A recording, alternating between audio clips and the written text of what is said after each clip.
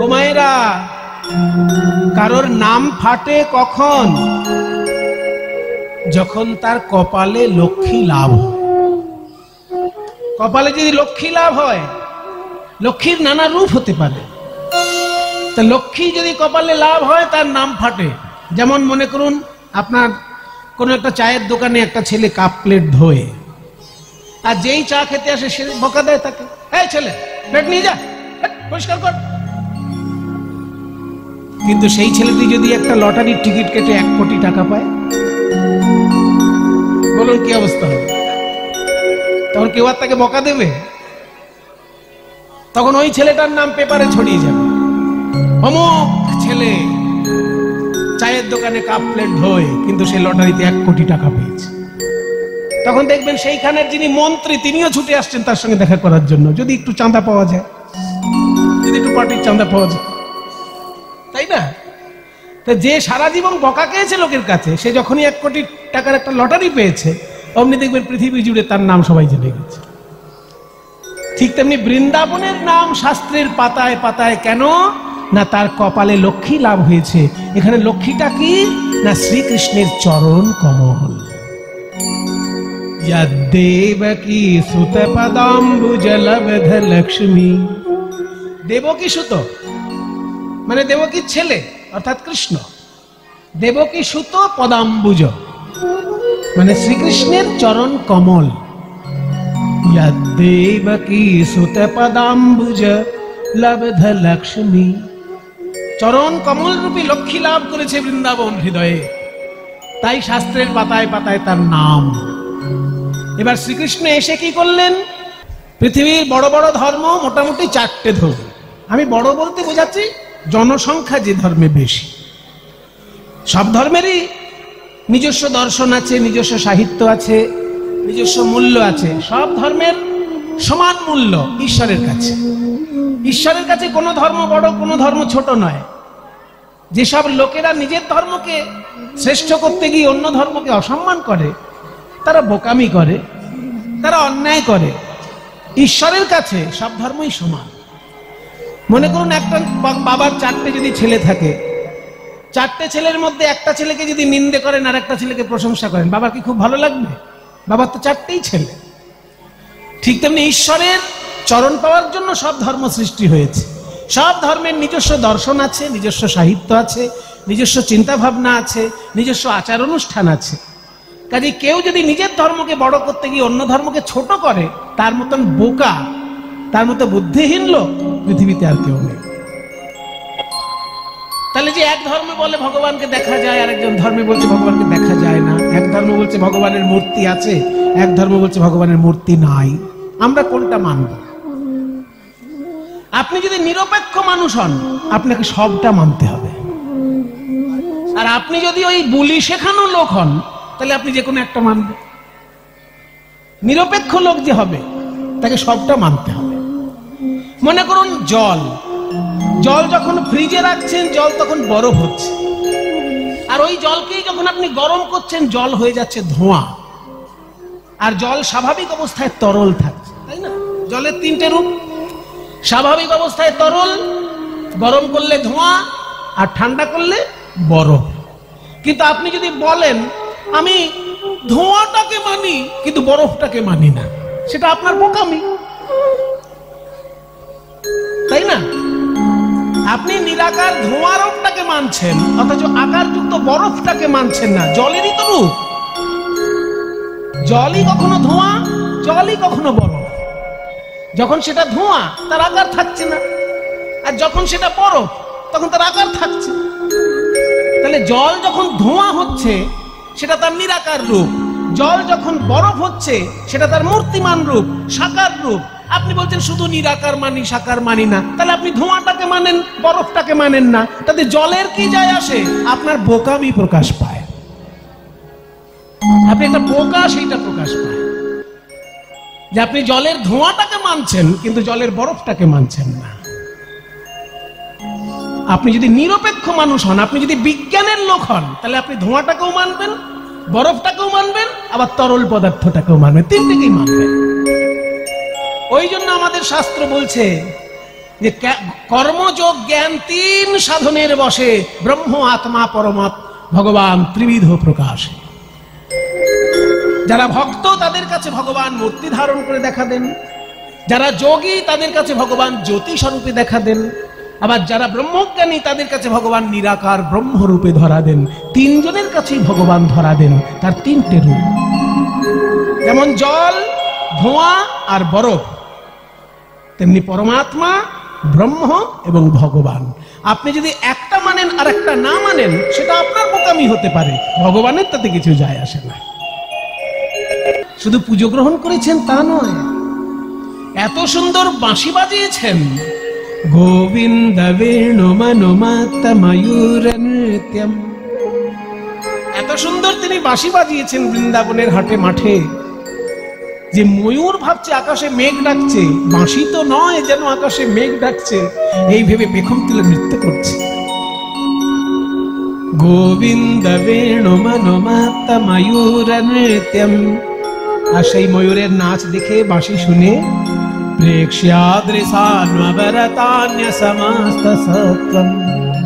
অন্য সমস্ত জীব আনন্দে মুখরিত হয়ে রয়ে। এই সেই বৃন্দাবন। আজকে সন্ধ্যাবেলায় রাধারানী কথা বলতে বসেছেন সখীদের কাছে। বিকেল বেলায় যখন জল আনতে গেছিলেন যমুনার ধারে, যমুনার ধারে জল আনতে গেছিলেন সখীদের সঙ্গে, কিবা যমুনা যাইয়া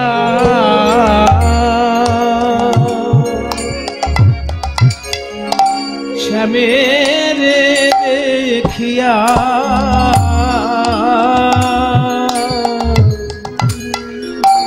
ঘরে আইল বিনোদিনী। আরে কিবা যমুনা যাইয়া শ্যামের দেখিয়া ঘরে আইল বিনোদিনী। এবার বিরলে বসিয়া কাঁদিয়া কাঁদিয়া, ওই বিরলে বসিয়া কাঁদিয়া কাঁদিয়া হেয়ায় শ্যামরূপ খানি। ওই বিরলে বসিয়া রাধে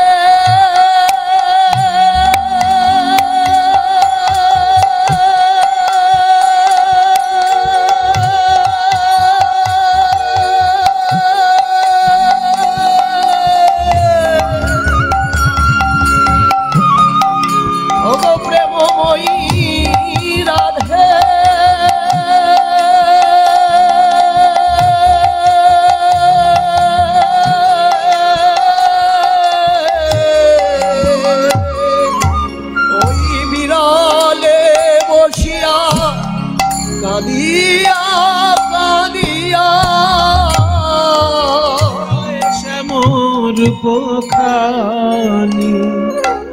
আজ হেন কালে তথা আইলা ললিতা রাই দেখিবার তরে।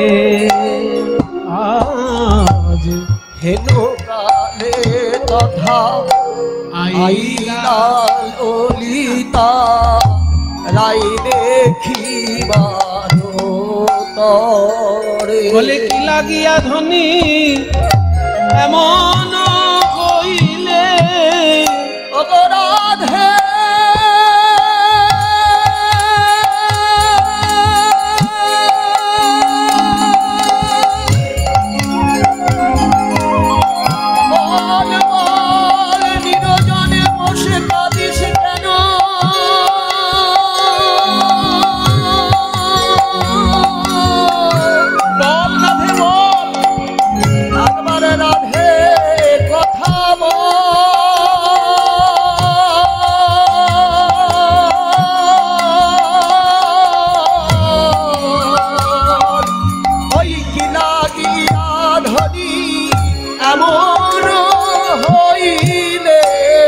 তোমার কেন বানয়ান ঝুরে বলো রূপ দেখে কেউ কাঁদে নাকি গো রূপ দেখে কেউ কাঁদে নাকি গো বল গো রাধে তোর মনের কথা রূপ দেখে কেউ কাঁদে নাকি গো বল গো রাধে তোর মনের কথা রূপ দেখে কেউ কাঁদে নাকি গো। বিকেল বেলায় জল আনতে গেছিলেন রাধারানী সোনার কলসি কাঁখে নিয়ে। আর ওই সোনার কলসি কাঁখে নিয়ে যখন কেউ জল ভরে বাবা, এখনকার দিনে এই দৃশ্যগুলো তো আর দেখা যায় না, আগে ছিল। সোনার কলসি কাঁখে নিয়ে যদি কেউ জল ভরে, দেখবেন জলটা ভরার সময় ওই কলসিটা একটু জলের উপর ঘুরায়। জয়নি তাই একজন দুজন আসরে আসছেন কিছু দান দক্ষিণা দেওয়ার জন্য, সেইটা আপনারা দয়া করে করবেন না। আমি আপনাদের সকলের কাছে অনুরোধ করছি, এই কীর্তন কমিটির ভক্তবৃন্দ ভিক্ষার থালা নিয়ে আপনাদের কাছে যাবে, যে যেমন পারবেন গোবিন্দ সেবার জন্য সেই থালার উপরে আপনারা কীর্তন কমিটির উদ্দেশ্যে যে যেমন পারেন প্রাণ ভরে দান করবেন। ওনারা যাচ্ছেন থালা নিয়ে, আপনারা সেই থালায় গোবিন্দ সেবার জন্য যে যেমন পারেন, এই বৃন্দাবন চন্দ্রের সেবার জন্য যে যেমন পারবেন দান করবেন। নিতাই গৌর প্রেমানন্দে হরি বল। সোনার কলসি, ওই সোনার কলসিটা পরিষ্কার জল নেবে বলে এরকম ঘুরিয়ে যখনই ডুবাতে গেছে, এদিক ওদিক তাকাচ্ছে, আমি তো কুলো কামিনী, আমাকে কেউ দেখছে না তো আড়াল থেকে। এই ভেবে রাধারানী যখন সোনার কলসিটায় জল ভরছেন, এদিক ওদিক দেখতে গিয়ে ওই কদম তলায় দাঁড়িয়েছিলেন বিশ্ব ব্রহ্মাণ্ডের শ্রেষ্ঠ রূপের ডালে নিয়ে প্রাণ গোবিন্দ।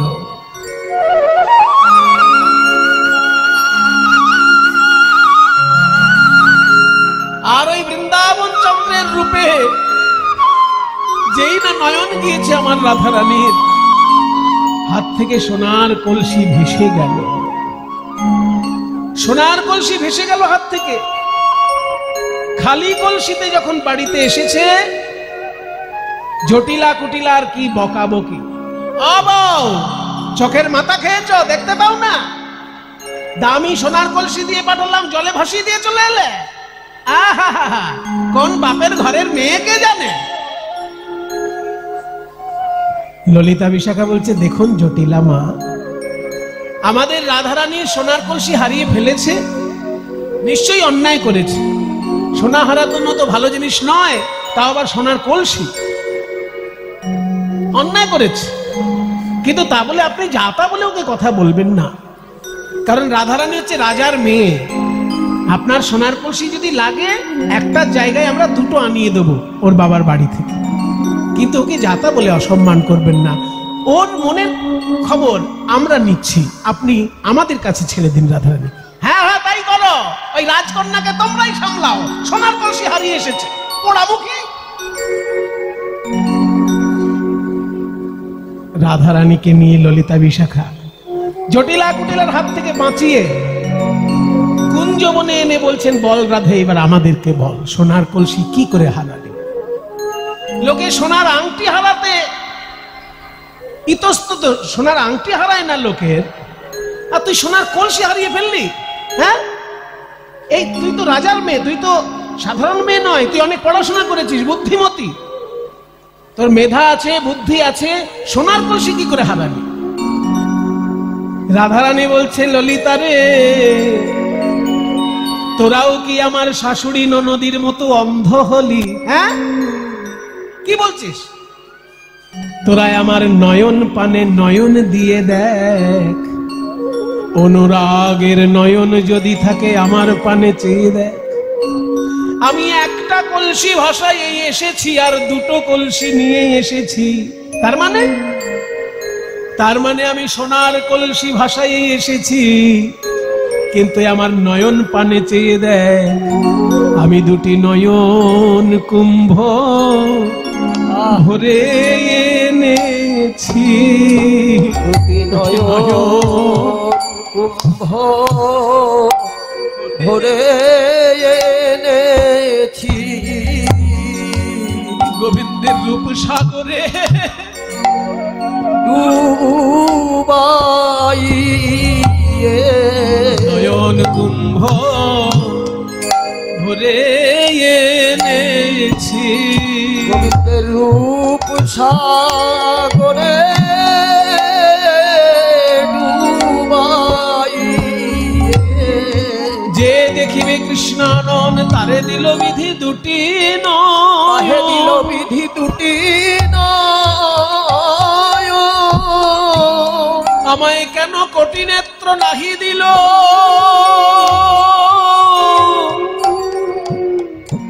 আমায় কেন কোটি নেত্র নাহি দিল, সবে দিল দুই, আর তাহাতে নিমেষ পক্ষ কি দেখিব মুই। কোটি নেত্র নাহি দিল, শুধু দিল দুই, তাহাতে নিমেষ পক্ষ কৃষ্ণ কি দেখি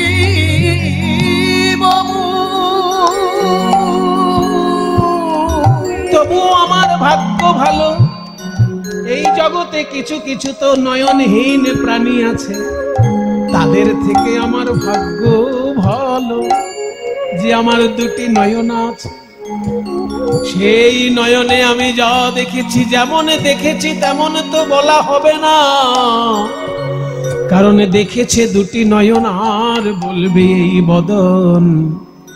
একের দেখা আর অন্যের বলা, সে বলা তো যথাযথ বলা নয়। তবু যা দেখেছি আমি আমার ওই বৃন্দাবন চন্দ্র গোবিন্দের রূপ, তোদেরকে বলবো শোন আমার গোবিন্দের শ্রীমুখ মণ্ডল, কি অপূর্ব তার রূপের শোভা। ও আস্তে মায়েরা, কথা নয়। এবার একটি যে গান গাওয়া হচ্ছে, খুব গুরুত্বপূর্ণ গান, গানটির কথাগুলো আগে শুনুন, নাইলে আমরা যখন তাল গাইব বুঝতে পারবেন না। কথাটা হচ্ছে, ও মুখমণ্ডল জিতি শারদ সুধাকর। বললো না সে মুখমণ্ডল, বলছেন ও মুখমণ্ডল, মানে ঘরে বসে আছেন বটে, কিন্তু এখনো যেন রূপটি দেখছেন রাধারানী, আর বলছেন ওই তো আমার গোবিন্দের মুখমণ্ডল, ওই তো আমার বৃন্দাবন চন্দ্র। ও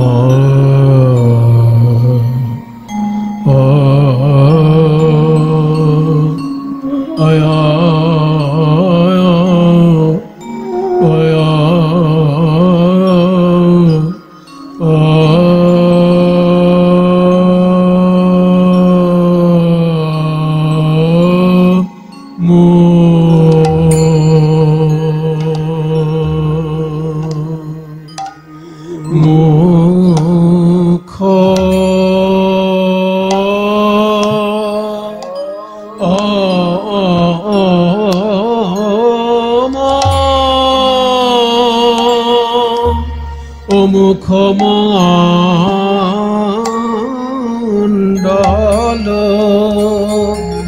আরে ও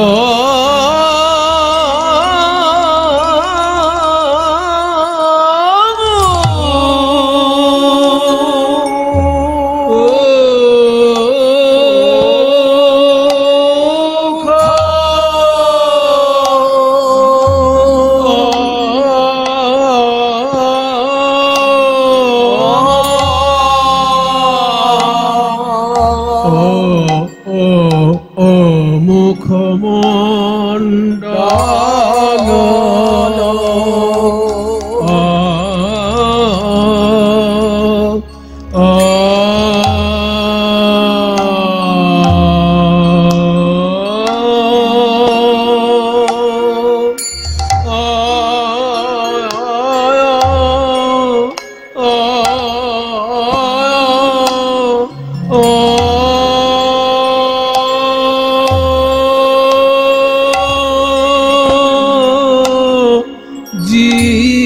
জিতি ও মুখমণ্ডল জিতি শারদ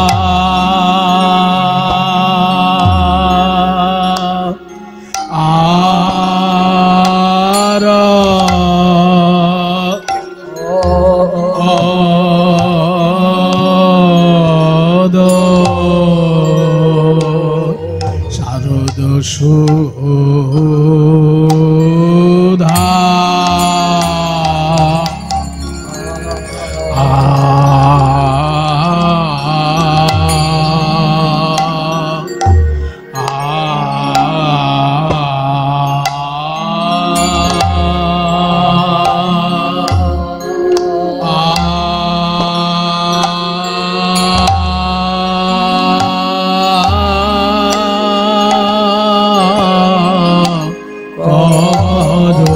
আরে ও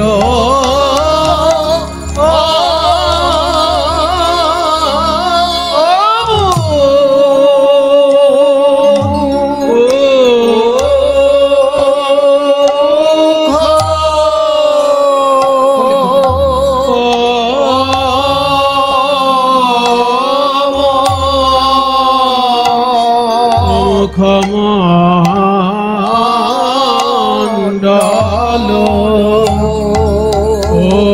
ও গো সখী রে ও সখী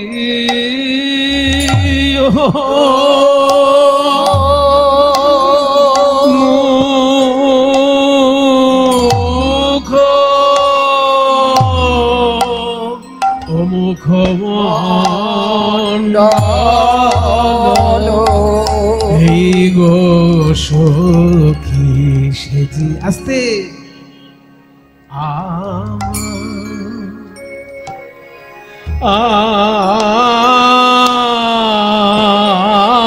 আর আমার সে গোবিন্দ যে আমার আমার আর কারো নয় আমার আমার আমারে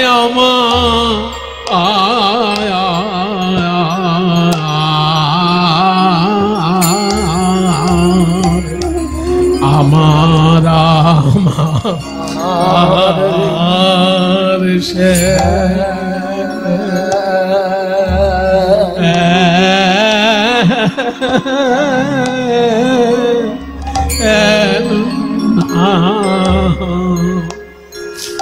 শ্যামনা গো রে গো ও মুখমণ্ডল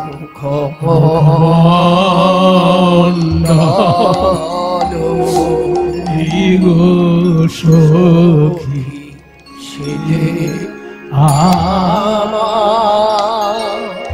আমার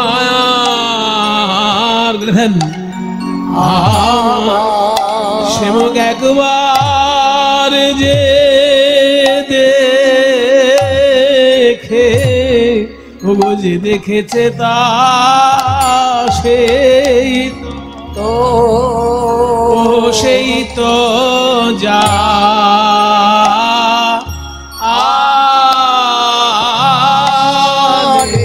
আমার বৃন্দাবন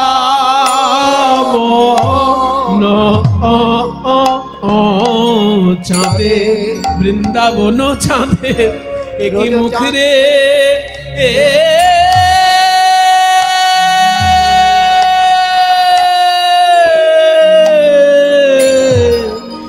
একবার যে দেখেছে তা সেই তো যা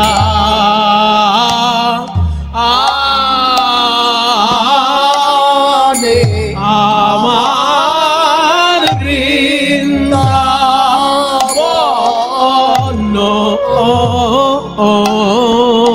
চাঁদে বৃন্দাবন চাঁদে একই মুখ রে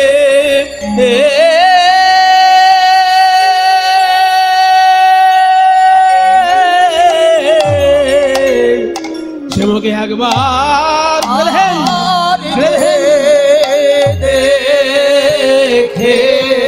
যে যে দেখেছে তা সেই তো ও সেই তো যা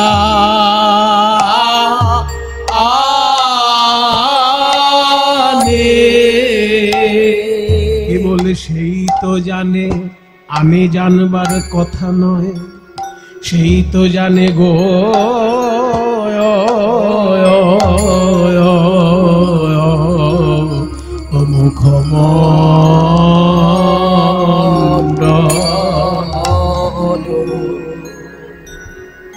মুখমণ্ডল জিতি শারদ সুধাকর তনুরুচি তরুণ তমাল তনুরুচি তরুণ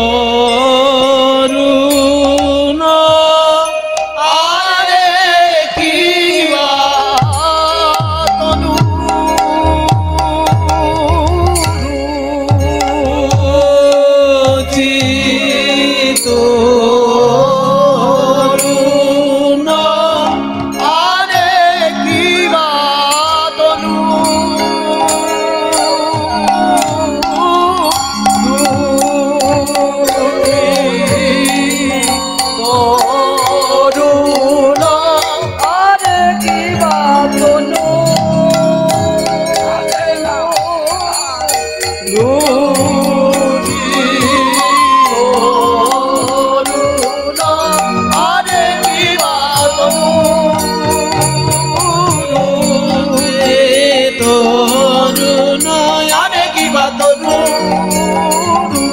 চিত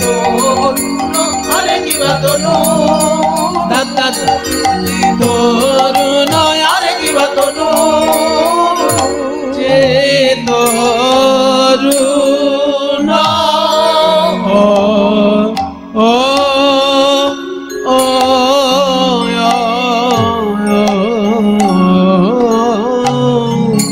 তনুরুচি তরুণ তরুণ তমাল রে ওই শ্যাম বিনোদিয়ার তো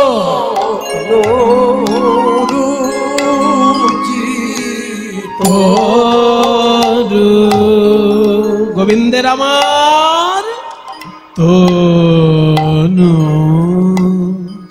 রুচি তনু রুচি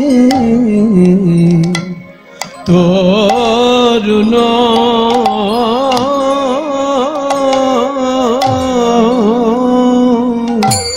তরুণ তমাল রে ওই শ্যাম বিনোদিয়ার তো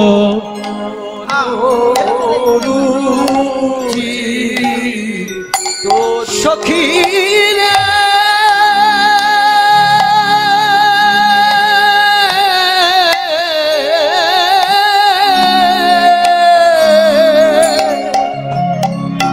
ওই বেলিও সকালে যমুনার ঘাটে জল আনতে গিয়ে দেখি ঘাটে একটি রূপের মানুষ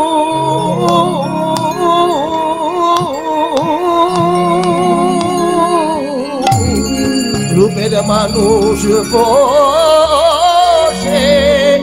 আছে আমার হিয়াই জাগে তনুরুচি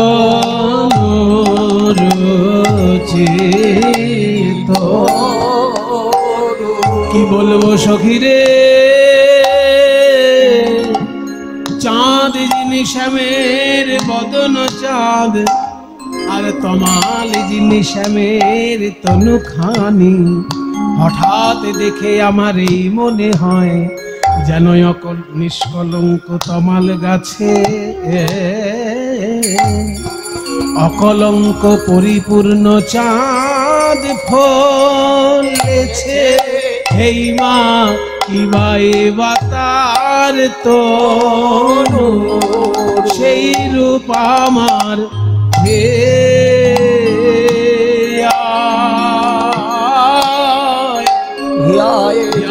জাগে ও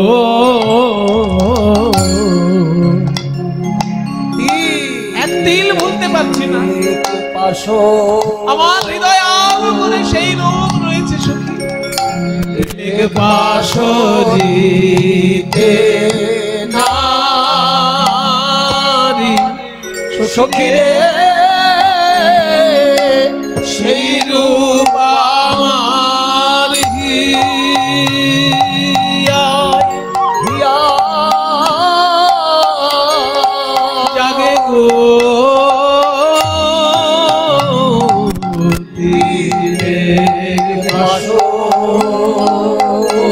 গোবিন্দ রূপ তিলেক বাঁশরিতে নারী, ওই মোহন রূপ সেই রূপ আমার হিয়ায়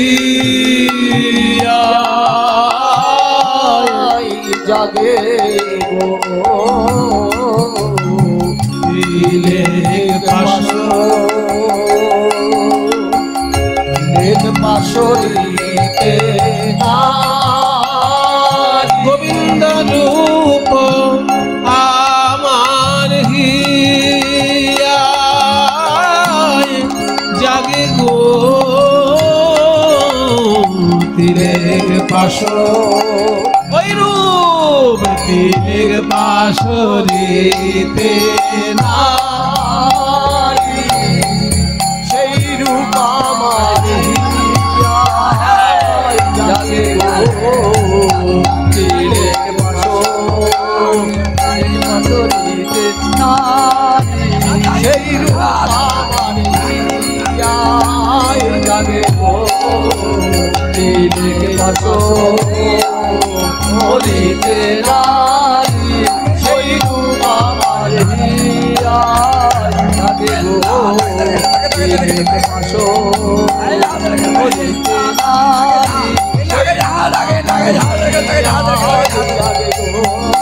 তিলেক বাঁশরিতে নারী, সেই রূপ আমার হিয়ায় জাগে গো।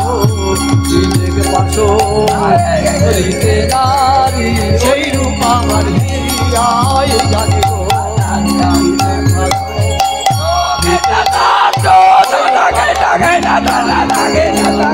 তিলেক বাঁশরিতে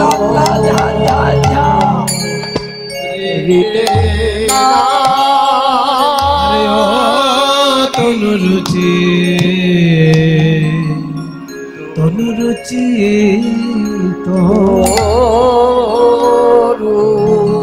ভগবানের রূপ হয় না হয় না? খুব জটিল প্রশ্ন বাবা। ভগবানকে দেখা যায় না দেখা যায় না? তুমি অরূপ স্বরূপ সগুণ নির্গুণ দয়াল ভয়াল হরি হে, আমি কি বা বুঝি আমি কি বা জানি, আমি কেন ভেবে মরি। অরূপ স্বরূপ সগুণ নির্গুণ দয়াল ভয়াল হরি হে, আমি কি বা বুঝি আমি কি বা জানি, আমি কেন ভেবে মরি। তুমি অরূপ না স্বরূপ? তোমার রূপ আছে না রূপ নেই? যখন ধোঁয়া তখন তার কোনো রূপ নাই, কিন্তু যেই বরফ হয়ে গেল অমনি আপনি তাতে যদি লাল দেন তাহলে লাল আইসক্রিম, যদি নীল দেন তাহলে নীল আইসক্রিম, যে রং দেবেন সেই রঙের আইসক্রিম হয়ে যাবে। কি আইসক্রিমটা কি? জমানো জলটাই তো জমানো, দুধটাই তো জমানো। তাহলে যখনই ধোঁয়া হয়ে গেল তার কোনো রং থাকলো না, কিন্তু যেই সেটা আইসক্রিম হয়ে গেল অমনি নানান রঙের হতে পারে। তুমি অরূপ স্বরূপ সগুণ নির্গুণ দয়াল ভয়াল। কখনো তুমি দয়াল গৌরাঙ্গ মহাপ্রভু রূপে তুমি যখন আসছো দয়াল, মেরেছ কলসির কানাতা বলে কি প্রেম দেব না, নিতাই চাঁদের বাণী, এটা দয়াল রূপ। বুদ্ধদেব অহিংসা পরম ধর্ম, দয়াল রূপ। কিন্তু নরসিংহ হিরণ্যকশিপুকে মেরে তার নারী ভুড়িগুলোকে নিয়ে গলায় মালার মতো করছে, ভয়াল রূপ। তুমিই দয়াল, আবার তুমি কখনো ভয়াল। দয়াল ভয়াল হরি হে, আমি কি বা বুঝি আমি কি বা জানি, আমি কেন ভেবে মরি। অরূপ স্বরূপ সগুণ নির্গুণ দয়াল ভয়াল হরি হে আমি কি বা বুঝি আমি কি বা জানি আমি কেন ভেবে মরি কি বলে এসেছি কেমনে বা যাব তা ভাবিয়ে কেন জীবন কাটাবো কি বলে এসেছি কেমনে বা যাব তা ভাবিয়া কেন জীবন কাটাবো তুমি আনিয়াছো তোমারেই পাবো তাই শুধু মনে করি বাবা যখন ছেলেকে মেলায় বেড়াতে নিয়ে আসে ছেলের কি কোনো টেনশন থাকে যে আমি বাড়ি যাব কি করে টোটো পাবো না বাস পাবো না ট্রেন পাবো ওসব টেনশন ছেলের থাকে ওসব বাবার বাবা ছেলেকে সঙ্গে করে এনেছে ফিরানোর দায়িত্ব বাবার ছেলের অত টেনশন কার তুমি আনিয়াছো তোমারেই পাবো এই শুধু মনে করি স্বরূপ স্বরূপ সগুণ নির্গুণ দয়াল ভয়াল হরি হে আমি কি বা বুঝি আমি কি বা জানি আমি কেন ভেবে মরি রাখি জটিল ন্যায়ের বারতা বিচারে বিচারে বাড়ে অসারতা আমি জানি তুমি আমারই দেবতা তাই যেন দেবরি তাই বলে ডাকি প্রাণ যাহা চায় ডাকিতে ডাকিতে জীবন জুড়ায় তাই বলে ডাকি প্রাণ যাহা চাই ডাকিতে ডাকিতে জীবন জুড়াই যখন যে রূপে মন ভরে রয়ে আস্তে আস্তে যখন যে রূপে তোমারই তো সব রূপ তুমি কখনো কৃষ্ণ রূপে কখনো রাম রূপে কখনো নরসিংহ রূপে আবার কখনো কালী রূপে কখনো দুর্গা রূপে তুমিই তো নানান রূপে কাজে আমাকে যখন সুযোগ দিয়েছো তোমার নানা রূপ দেখার আমার সেটাই সৌভাগ্য আমি যখন কালী মন্দিরে যাব তখনও তোমাকে ভেবেই প্রণাম করব কারণ ওই মধ্যে তোমারই শক্তি রয়েছে আমি যখন শিব মন্দিরে যাব শিবের মধ্যে তোমারই শক্তি খেলা করছে সেই ভেবে আমি শিবকেও প্রণাম করব যখন যে রূপে মন ভরে রয় তাই ডাকি প্রাণ ভরে যখন যে রূপে মন ভরে রয় তাই দেখি প্রাণ ভরি অরূপ স্বরূপ সগুণ নির্গুণ দয়াল ভয়াল হরি হে আমি কি বা বুঝি আমি কি বা জানি আমি কেন ভেবে মরি তাই যারা বলে যে ভগবান শুধুমাত্র নিরাকার তারা ঠিক ঠিক বলে না তারা জলের ধোঁয়া রূপটাকে বিশ্বাস করে কিন্তু জলের বরফ রূপটাকে বিশ্বাস করে না যারা বিজ্ঞানী তারা ধোঁয়াটাকেও বিশ্বাস করে বরফটাকেও বিশ্বাস করে কারণ দুটোই জলের রূপান্তর ঠিক তেমনি যারা ব্রহ্মজ্ঞানী তারা জানে ঈশ্বর নিরাকারও বটেন ঈশ্বর লীলার মধ্যে এসে আকার ধারণ করেন সেটাও সত্য বটে ঈশ্বরের নিরাকার রূপটা বরফের ওই জলের ধোঁয়ার মতো আর ঈশ্বরের সাকার রূপটা জলের বরফের মতো দুটোই সমান সত্য একটা যদি তুমি মেনে আর একটাকে অসম্মান করো তাহলে তোমার মতো বোকা পৃথিবীতে আর কেউ নেই আজকে ভগবান শ্রীকৃষ্ণের রূপ দর্শন করে রাধারানী বলছেন শ্রীকৃষ্ণের মুখমণ্ডলটা কেমন জানিস ও মুখমণ্ডল জিতি শারদ সুধা করো এই যে গানটা গাইলাম কি সুন্দর কথাগুলো বাবা কীর্তন গানের এটাই তো আনন্দ তালের মধ্যে ভাবের কথার এত মাখামাখি যে এই গানের দ্বিতীয় কোনো রূপ হতেই পারে না ওই যে কথাটা দেখুন অমুখ মণ্ডল মূল গান হচ্ছে অমুখ মণ্ডল জিতি শারদ সুধাকর আর সেই গানটার মধ্যে ভাবের কথাগুলো কি সুন্দর শিকলের মতো সাজানো ওই জন্য নাম শিকলি এই গো সখী সেজে আমার আমার শিববিন্দ যে আমার আমার আর আর কারো নয় আমার আমার আমারে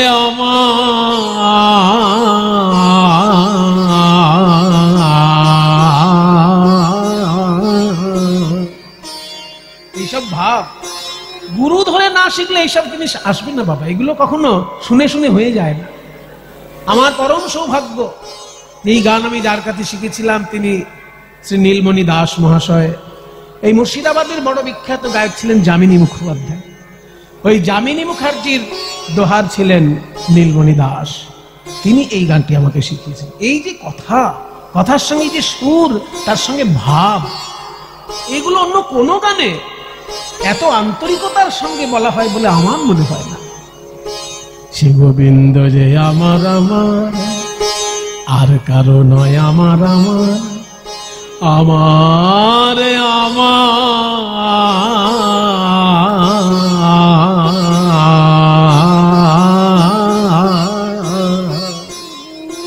এতক্ষণ গোটা টানতে হবে।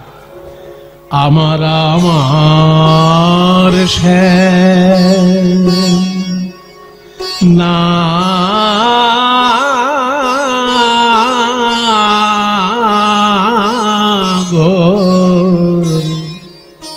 শ্যাম নাগরের গো ও মুখমণ্ডল। এটাই তো আসল সম্পদ কীর্তন গানের। এইসব জিনিস হচ্ছে কীর্তন গানের আসল সম্পদ। আপনারা মুর্শিদাবাদের মানুষ, আপনারা বড় ভাগ্যবান, কারণ আপনাদের মাটিতে এইসব গানের প্লাবন বয়েছিল একটা সময়ে। এখনো তার রেশ কিন্তু আপনাদের মুর্শিদাবাদে আছে। তা বলছে গোবিন্দের মুখমণ্ডল চাঁদের সঙ্গে তুলনা করা যায় না। ও মুখমণ্ডল মানে ওই মুখমণ্ডল জিতি জয় করেছে শারদ সুধাকর, শরৎকালের চাঁদকে। সুধাকর মানে চাঁদ, শারদ সুধাকর মানে শরৎকালের চাঁদকে। মানে 6টা ঋতুর মধ্যে শরৎকালের নাম হলো কেন? বর্ষাকালে চাঁদ ওঠে না? গ্রীষ্মকালে চাঁদ ওঠে না? বলে চাঁদ ওঠে সব ঋতুতে, কিন্তু সব থেকে সুন্দর দেখায় শরৎকালে।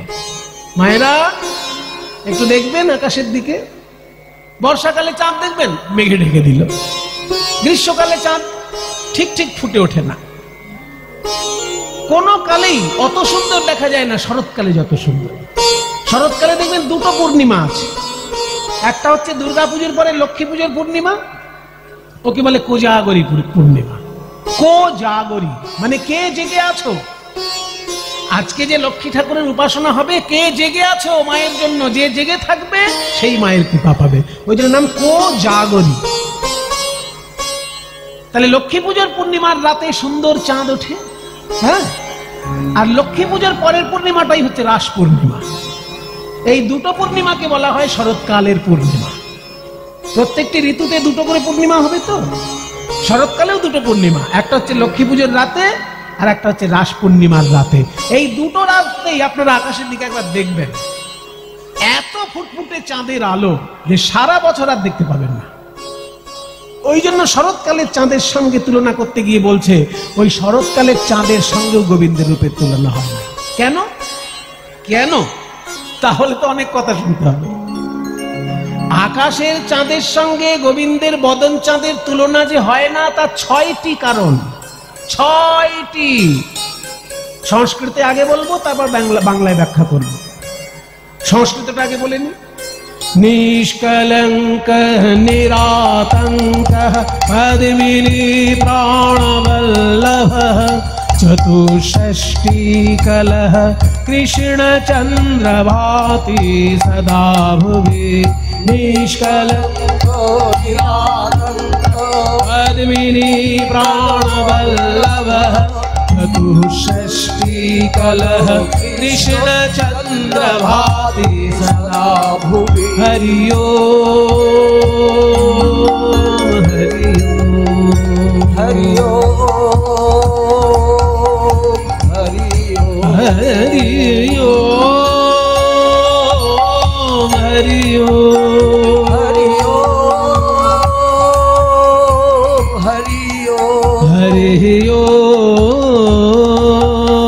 হরি ওম হরি হরি ওম হরি ওম হরি ওম।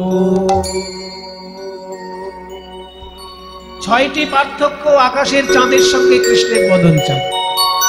ছয়টি পার্থক্য কি কি? প্রথম পার্থক্য নিষ্কলঙ্ক।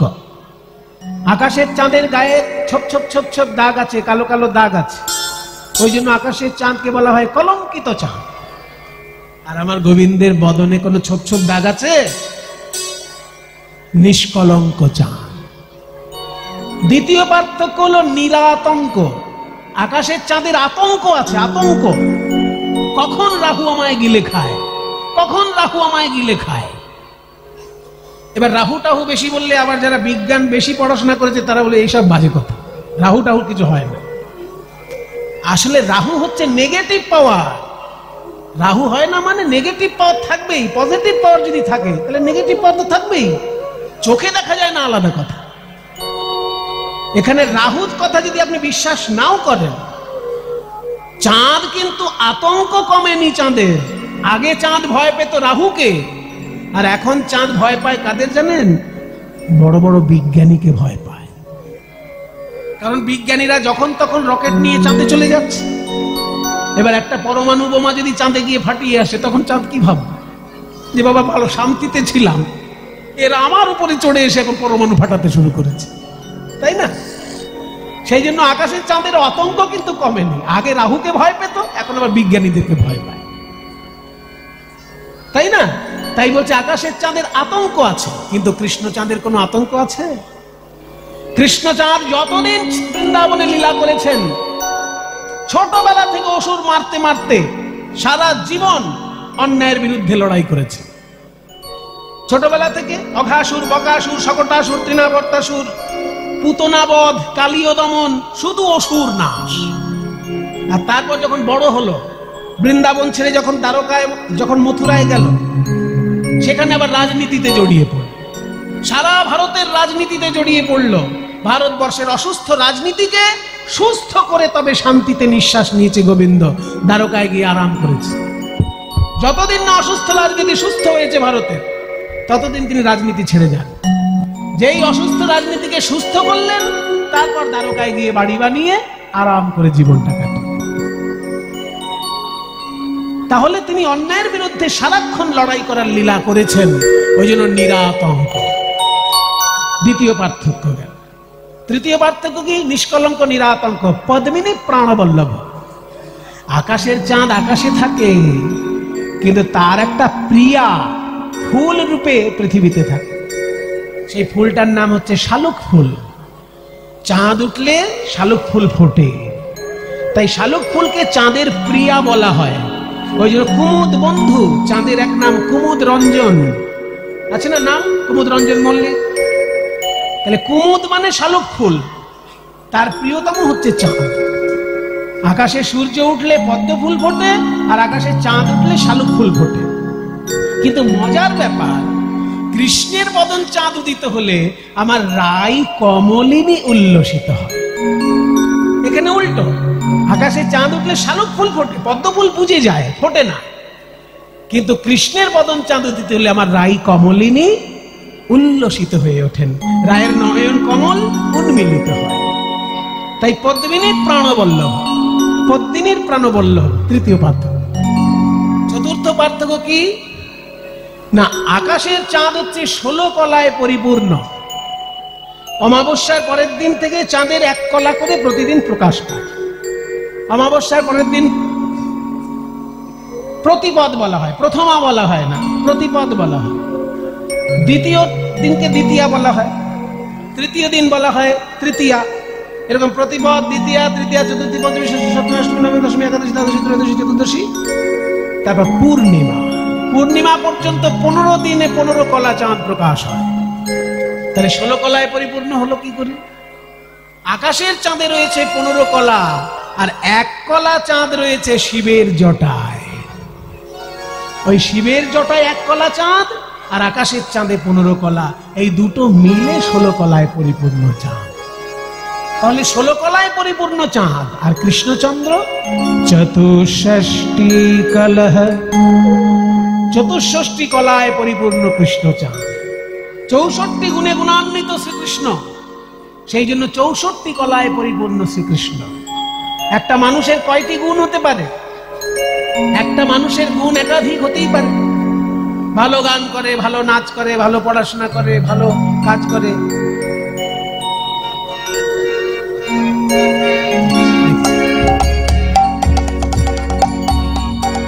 তাহলে একটা মানুষের অনেক গুণ থাকতে পারে।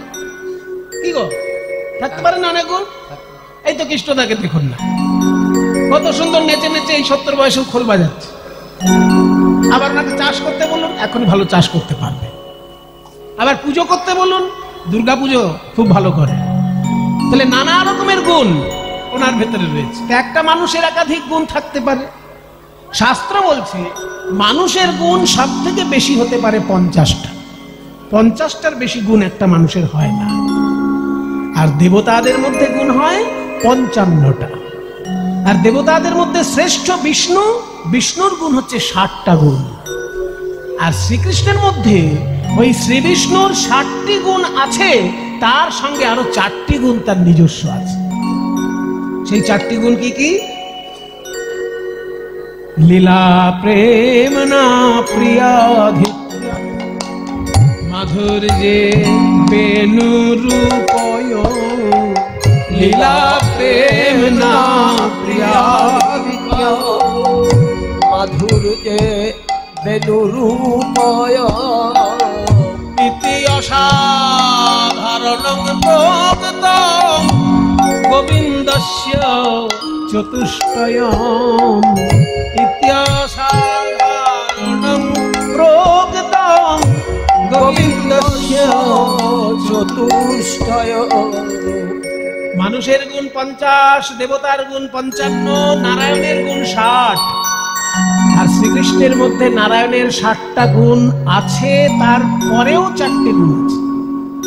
সেই 4টে গুণ হচ্ছে লীলা মাধুর্য, প্রেম মাধুর্য, বংশী মাধুর্য এবং এই রূপ মাধুর্য। ওনার মতো লীলা কেউ করতে পারবে না। গিরি গোবর্ধন ধারণ কেউ পারবে? গিরি গোবর্ধন ধারণটা কেউ পারবে কি উনি ছাড়া? কাজে ওনার মতো লীলা কেউ করতে পারবে না। ওনার মতন প্রেম কারোর নাই। ওনার মতন বাঁশি বাজানোর ক্ষমতা কারোর নাই। আসলে কিছু মনে করবেন না, আপনি খুব ভালো বাঁশি বাজাচ্ছেন, কিন্তু ওনার সঙ্গে যদি তুলনা করেন তাহলে মহা মুশকিল। কারণ উনি যখন বাঁশি বাজান তখন কি হয়? প্রথম রন্ধ্রের গুণে ব্রহ্মারও ভাঙিল ধ্যানে, প্রথম রন্ধ্রের গুণে ব্রহ্মারও ভাঙিল ধ্যানে, দ্বিতীয়তে যমুনায় যায়, দ্বিতীয়তে যমুনায় যায়, তৃতীয় রন্ধ্রের কথা শোনো বৃষভানুসুতা, তৃতীয় রন্ধ্রের কথা শুনো বৃষভানুসুতা, পবনেরও হতগতি হয়, পবনেরও হতগতি হয়, পবন দাঁড়ায় শোনে, পবন দাঁড়ায় বলি আর শোনা হয় কি না হয়, পবন দাঁড়ায় শোনে, আর শোনা হয় কি না ওই হয়, মধুর মন্ত্র মুরলী দানি আর শোনা হয় কি না হয়, মধুর মন্ত্র মুরলী আর শোনা হয় কি না আরে হয়, চতুর্থ রঙের সুরে ধেনু বনে আপনি ফিরে, চতুর্থ রন্ধ্রের সুরে ধেনু বনে আপনি ফিরে, তারা তৃণমুখে ঊর্ধ্ব পুচ্ছে ধায়,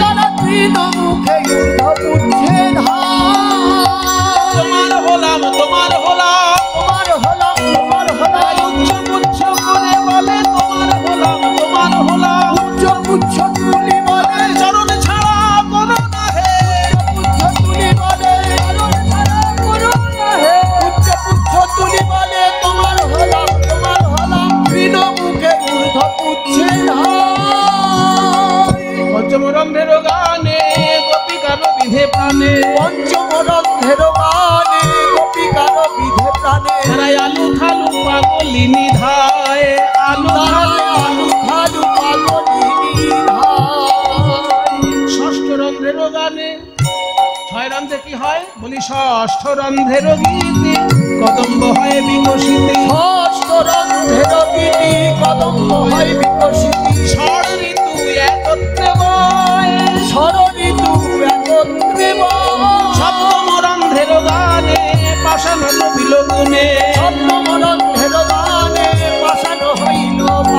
পাষাণই আপনি দ্রবময়, পাষাণই আপনি দ্রবময়। সপ্তম রন্ধ্রে পাথর গলে জল হয়ে যায়, ষষ্ঠ রন্ধ্রে 6টি ঋতু একসঙ্গে উদয় হয়ে যায়। বাপ রে বাপ, এগুলো সম্ভব সাধারণ কোনো বাঁশি বাজানোর মধ্যে দিয়ে? ওনার বাঁশি বাজানোটা এমন যে ষষ্ঠ রন্ধ্র যখন বাজবে 6 ঋতু একসঙ্গে উদয় হয়ে যাবে। মানে কদম ফুলও ফুটবে, আবার আম কাঁঠালও ফুটবে। কদম ফুল যখন ফোটে, বর্ষাকালে কদম ফুল ফোটে, তার সঙ্গে আম কাঁঠালও প্রকাশ পায় সব। আবার বসন্তকালে মালতী ফুলও ফুটবে। মালতী ফুল তো ওই সময় ফোটার কথা নয়, বর্ষাকালে ফোটার কথা, কিন্তু মালতী ফুলও ফুটে বসে থাকে। 6 ঋতু একসঙ্গে প্রকাশিত হয় বাঁশি বাজলে। কাজে ওনার মতো বাঁশি বাজানো কারোর দ্বারা সম্ভব নয়। এটা গেল কত নম্বর?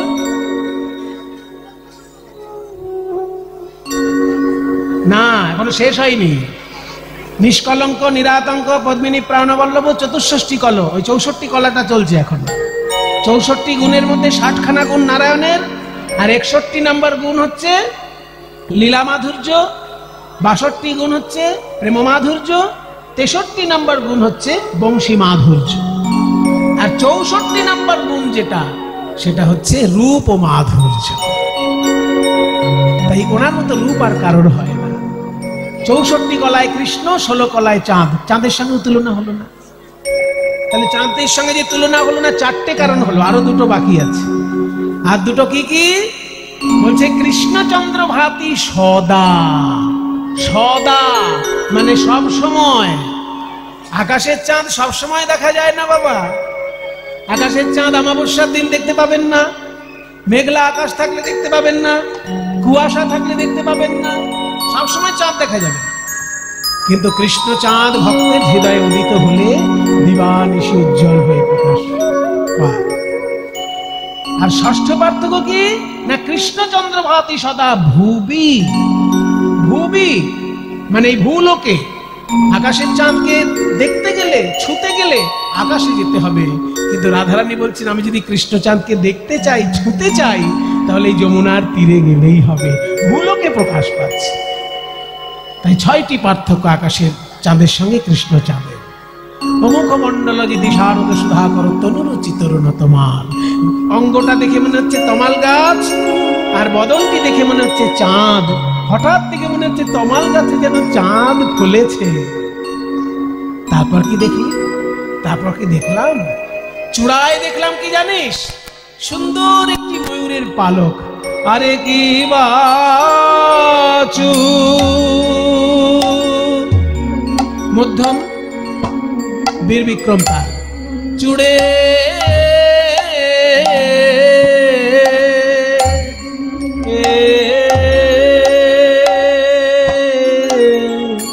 চারু, আরে কি বাচু, চূড়ে চারু, চূড়ে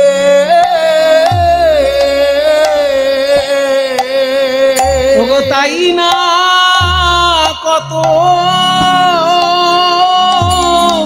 শোভা লাগে। আরে কি বাচু,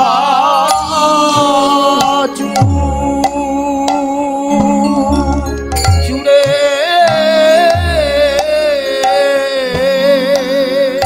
তাই না কত শোভা লাগে। চূড়ার উপর ময়ূর, ময়ূর পাখা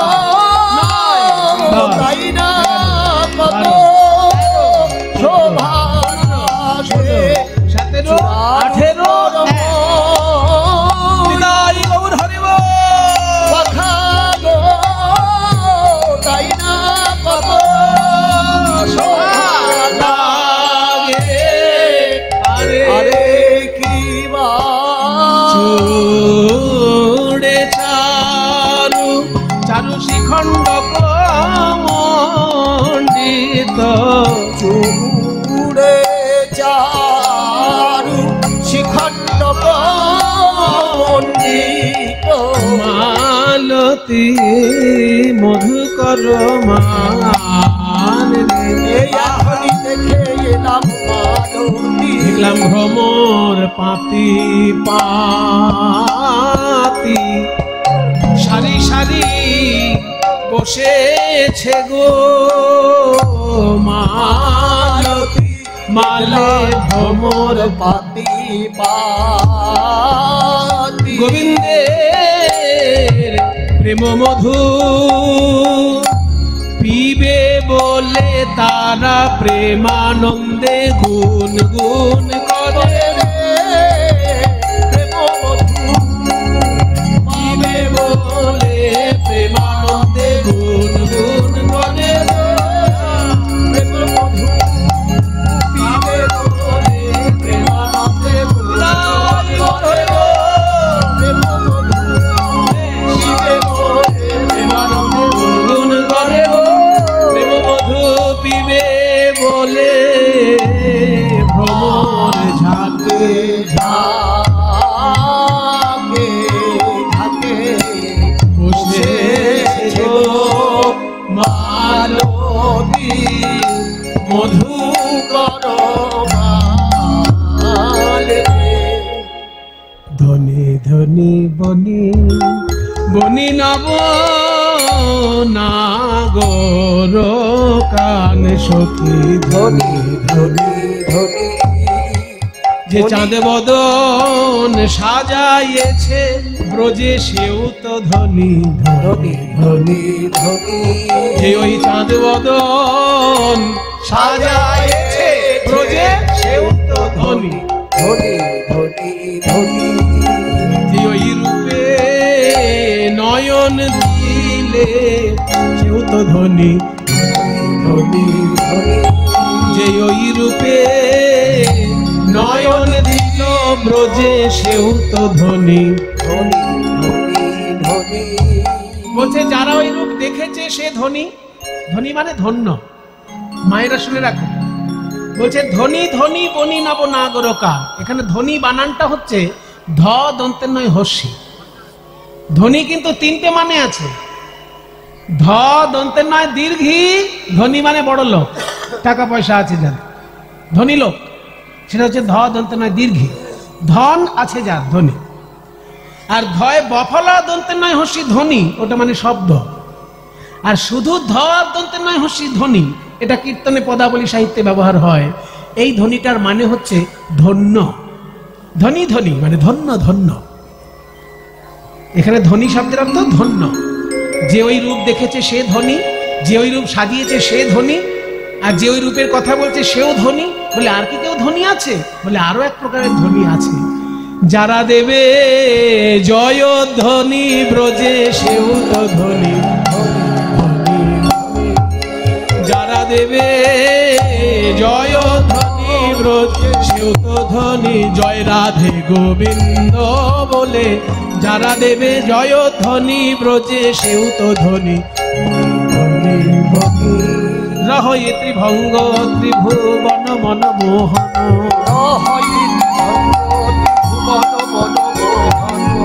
মধুর মুরলী করবান রে মধুর মুরলী করবান রে কি সুন্দর আমার গোবিন্দ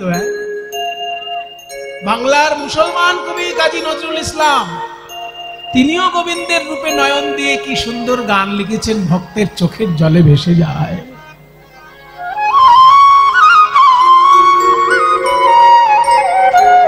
নাম শুনে যার এত প্রেম জাগে চোখে আনে এত জল সুখী সে হরি কেমন সুখী সে হরি কেমন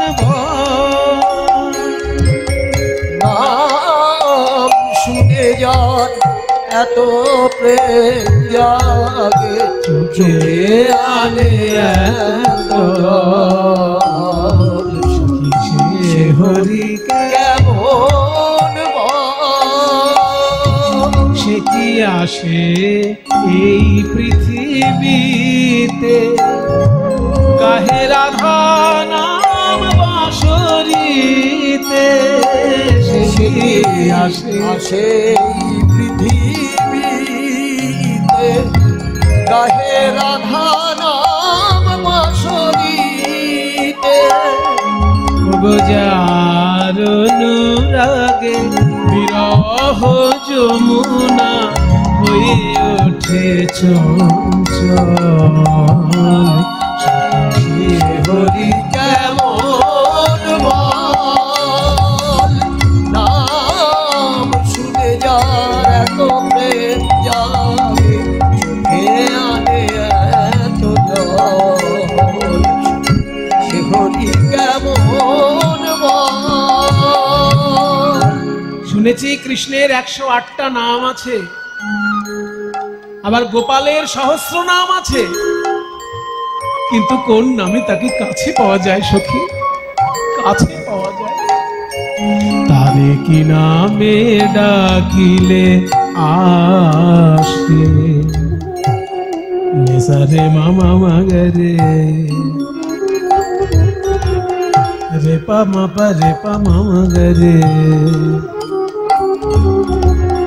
রে নি নি পদ ম প গ ম ম গরে রে রে রে রে মামা মামা প প নি সা প নি নি সা pani sa ni da ba sa ni da ba ni da ba ma da ba ma ga re ma ga re ga re sa ni sa নামে ডাকিলে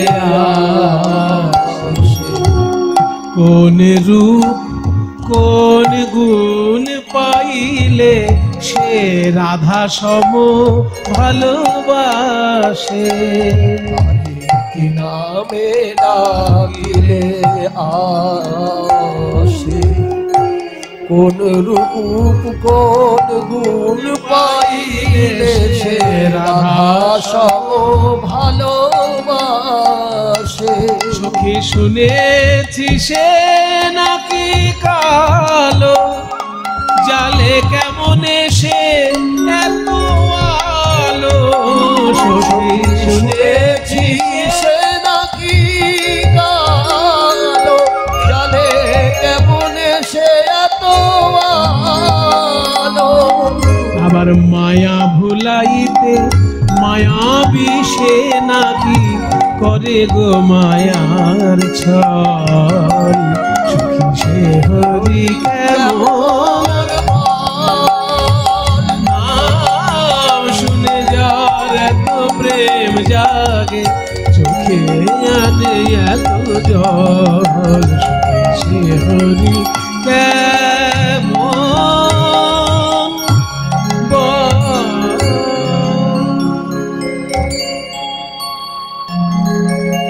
টলমল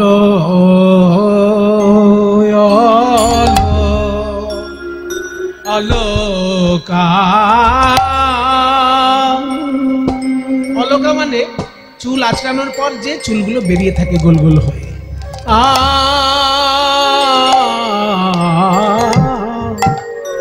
টলমল অলকা আবৃত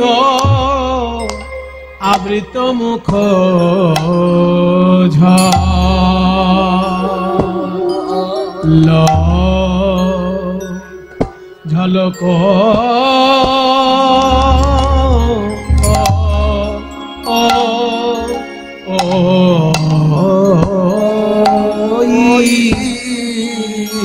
টলমল অলকায় আবৃত মুখ ঝলক রে আহা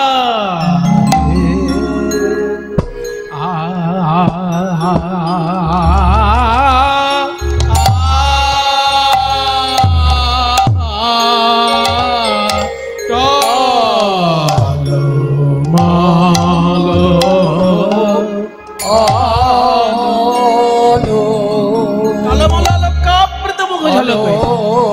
ও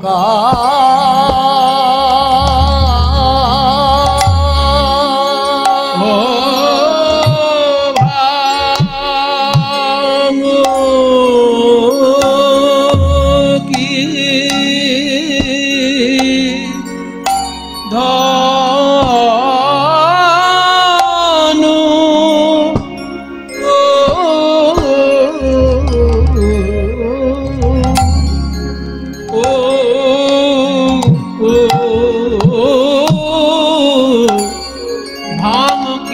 ভুরুটা যেন ধনুকের মতো ধনু আঘোনা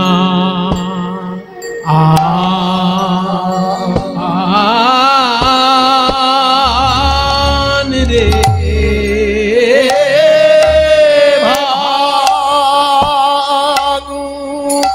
ওই নয়নে নয়নে দিলে এই বৃন্দাবনে কোন কুলবতী কুল রাখতে পারে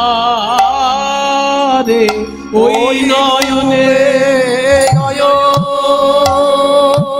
নয়ন দিয়ে ওই নয়নে নয়নে দিয়ে কোন কুলবতী কুল রাখতে পারে ওই রূপে নয়ন দিয়ে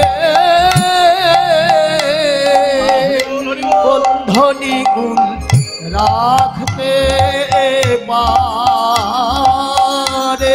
বিকায় রে তার চরণ তলে কোন ধনী কুল রাখতে পারে বিকায় তার চরণ তলে বন্ধনী কুল রাখতে পারে গোবিন্দ তোমার হলাম বলে বিকায় রে তার চরণ তলে গোবিন্দ তোমার হলাম বলে বিকায় রে তার চরণ তলে ওই রূপে নয়ন দিয়ে কোন ধনী কুল রাখতে পারে ওই রূপে নয়ন দিয়ে কোন ধনী কুল রাখতে পারে নয়ন দিয়ে কুল রাখতে পারে রূপে নয়ন দিয়ে বন্ধনী কুল রাখতে পারে রূপে নয়ন দিয়ে বন্ধনী কুল রাখতে পারে রূপে নয়ন দিয়ে বন্ধনী কুল রাখতে পারে কুলবতী বরদা বিমোচন লোচন কুলবতী বরদা বিমোচন লোচন বিষম কুসুম সরবা বিষম কুসুম সরবা গোবিন্দের ওই নয়নটা রয়েছে নয়নের পরে যে ভুরুটা আছে ভুরুটা দেখে মনে হচ্ছে যেন কামদেবতা ভুল করে তার ধনুকটা ওখানে রেখে গেছে তো বলছে ভুরুটাকে যখন ধনুক বলছিস তাহলে বান কোনটা বান ওই যে দুটো নয়ন ওই নয়ন বান যদি কোনো গোপীর দিকে একবার তাক করে তাহলে ব্রজগোপীর কি হয় জানিস জাতি কুলশীলমানের যে কঠিন বন্ধন সেই বন্ধন ছিন্ন হয়ে যায় কুলব্রত যে বন্ধন ছিন্ন হয়ে যায় কুলবতী বরত বিমোচন লোচন